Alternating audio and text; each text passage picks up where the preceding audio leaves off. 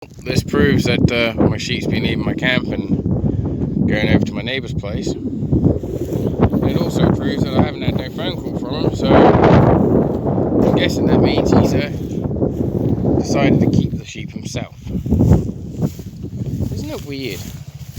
Well, we always return the sheep that we get, but yet when the neighbours get sheep, we don't return them. It's just really strange. Best view you can possibly ask for. 8,000 acres. So those ponds are bull ponds, this is dirty ditch, and then you've got the ewe camp sort of way down there somewhere. But we've got sheep coming towards us, so I guess I better go and chase them.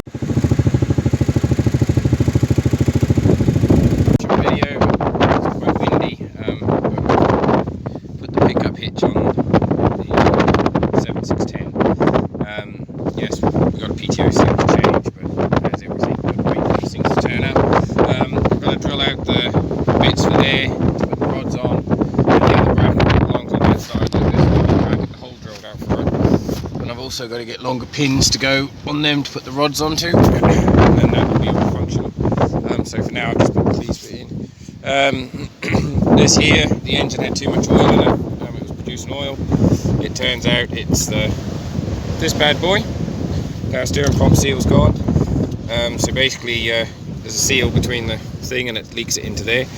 I've got another one in town, I'm hoping the seal's good in it, so we're just going to change the seal over it. Casing might be slightly different, but we'll see how we get on. If not, we'll have to think of something, I guess. But at the moment it's got engine oil in the system for this, so it's not too bad. But yeah, we took the other one off. These do drop the hitch down a little bit, the pickup hitch down a tad, which can be a bit of a pain in the ass, because it doesn't give you as much ground clearance.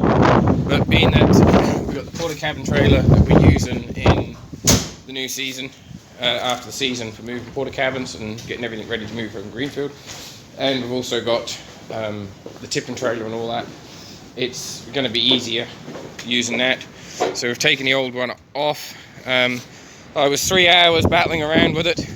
I used all the old tricks of trying to get the bolts out, because these two here snapped, I think it was. Or was it the front two? No, it was these two snapped, sorry. I had a hell of a job trying to get them out. So in the end what happened was I welded a plate to them and I hit that with a hammer until they shot loose. I tried the heat of the welder with a monkey wrench thing and that didn't work. These are the bolts that are in the old tow hitch that stopped it from spraying. As you can see, they were pretty much past reusing anyway. And the old hitch is not too badly worn, to be fair. It's got a little bit of wear there, but the holes and all that are not too bad. But I wanted to change it anyway, but the pin where it goes into here is quite worn, and the pin that was in there is quite worn, so we whipped that out. Let's keep doing a bit of rubbish climbing. But the next job is to sort out the shed, because in 4 days we start shearing, so we're going to take this old girl up to the container. She's going to be stored, that one's going to be stored, and this one's going to be stored. They've all got carburetor problems. This one does run, but I only get just out the shed and then she'll die. So we've ordered new kits for them. We've got the 7610 out there at the moment, ready to load lambs on for the odds and sods. We've got all the tools to pick up, put away, put in the toolboxes.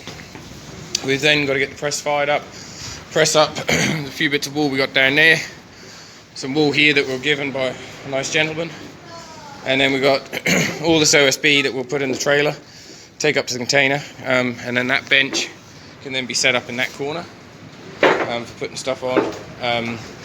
And this bench has got to be cleaned, cleared, tidied, so tools can be sat on there in case we need them for shearing. That bike there has got to go up to the container. Those three there up to the container on top of the hill. So basically we've got to get all this cleared out and up. We'll put that all back onto that so it looks good, and we'll sort of go from there really, more than anything. Hopefully it will work, we'll see, I guess. But yeah, other than that, we're doing not too bad. We're getting there, that's the main thing. So we just now got to tidy up the shed, get everything ready, and then tomorrow we'll see how we get on. We'll tow the bikes up to the top of the hill, or tow Benjamin up with the tractor, and then I can put the one bike on one and hopefully put a strop underneath. We've got this to clear up. I haven't put any of the killing stuff away yet because we've got 4 mutton to kill, 3 mutton to kill, ready for shearing. We've got all the gates changed in here, ready for shearing. So all this is sort of ready-ish. Are you on video, Daddy? And yes, I am. And then we will be sort of ready. We've got a little bit to fix on the letting out pen. The wind is blowing it out there, a little shelter, so we'll fix that. We've got 1, 2, 3, 4, 5 fleeces here, about 70, so 75 fleeces. It's about normally 70 fleeces to a bale, so I'd assume I'd get about a bale out of it. This is quite coarse, this wool. It's coarser than our normal wool, so I'm just going to press it up and then store it for a year. And then next year we're going to get some more, hopefully, and then I'll make it worthwhile of sending it all in. Because it can get tour tested together, and then I can give them something for their wall, because I feel a bit mean just taking it all free.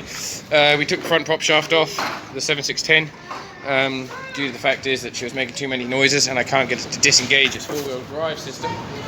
So we're going to look into that after shearing. But at the moment I'm going to sort something out for the back window, and then once we sort out the back window so that I can see what we do with, we're then sort of more sorted. I'm going to put all my shearing gear away, which is just shoved in the corner there. And then, yeah, we're getting there slowly. But, yeah, today's the day sorted. I've hurt my wrist and my shoulder. I sort of went flying into a ditch on a four-wheeler, and I got grazes between my legs, bruised between my legs. And what happened was, the bike come to a grinding halt, because obviously the front of it went into a ditch. I sort of went flying over the front here, but I managed to break the horn button because on my one it's up here.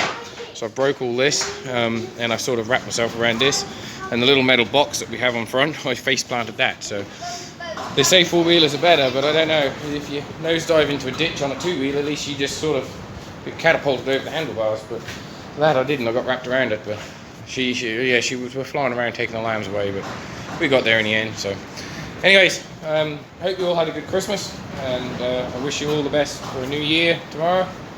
Sorry the videos are not much, but I'm playing catch up at the moment.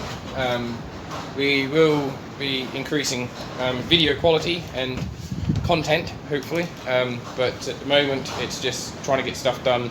Shearing is a sort of a deadline where we have to meet, and that's what my main goal is at the moment. And then after that we're sorting out diggers and machinery ready for pulling over greenfield, so we'll get more videos on that. I will definitely be getting videos of us moving the cabins and how we do it all for you, because there's a lot of people that's asked us how we do it. And I'll post a picture sort of up here of what my old man did, the porta cabin trailer, and I think I also showed you the video of the other little attachment we made to move them. But yeah, we've also got all this area to clean up, so all this stockpile of stuff has got to be moved, and all this has got to be sorted, ready for if the road comes through.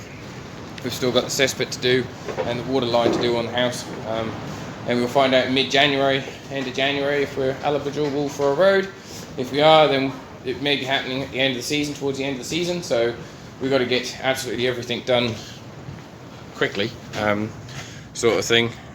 So yeah, sticker, and there's another one on the front of that one too.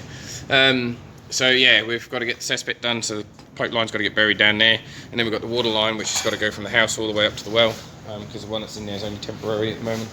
So we'll have to get all that done. So yeah, thanks for watching, and like I said, have a good new year, and we'll catch you in the next video.